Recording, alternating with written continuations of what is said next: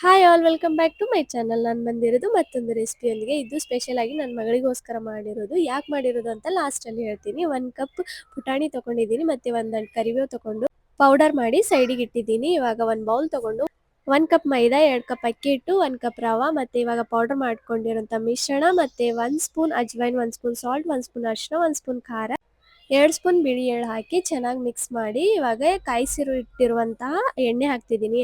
ಎಣ್ಣೆ ಹಾಕಿ ಚೆನ್ನಾಗಿ ಇಟ್ಟು ಯಾವುದೇ ಗಂಟಿಲ್ದೇನೆ ಮಿಕ್ಸ್ ಮಾಡಬೇಕು. ಮಿಕ್ಸ್ ಮಾಡಿದ್ಮೇಲೆ ಸ್ವಲ್ಪ ಸ್ವಲ್ಪ ನೀರು ಹಾಕಿ ಹಿಟ್ಟನ್ನು ಕಲಿಸ್ಬೇಕು. ತುಂಬ ಲೂಸ್ ಆಗಿರಬಾರ್ದು, ಗಟ್ಟಿಯಾಗಿರಬೇಕು ಹಿಟ್ಟು.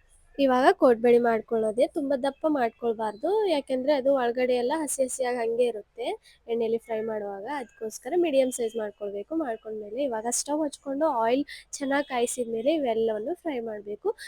ಗೋಲ್ಡನ್ ಬ್ರೌನ್ ಬರೋವರೆಗೂ ಫ್ರೈ ಮಾಡಿದರೆ ಆಯಿತು, ರೆಡಿ ಆಯಿತು ನಮ್ಮ ಕೋಡ್ಬಳೆ.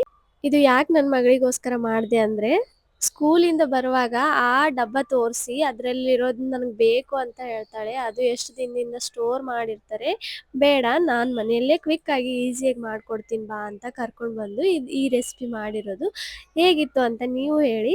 ನಾವು ಮಕ್ಕಳಿಗೆ ಆ ಥರ ಸ್ಟೋರ್ ಮಾಡಿಟ್ಟಿರೋದನ್ನು ಕೊಡಿಸೋದಕ್ಕಿಂತ ಮನೆಯಲ್ಲಿ ಈ ಥರ ಈಸಿಯಾಗಿ ತುಂಬ ಕ್ವಿಕ್ಕಾಗಿ ಮಾಡುವಂಥ ರೆಸಿಪಿನ ಟ್ರೈ ಮಾಡಿ. ಬಾಯ್.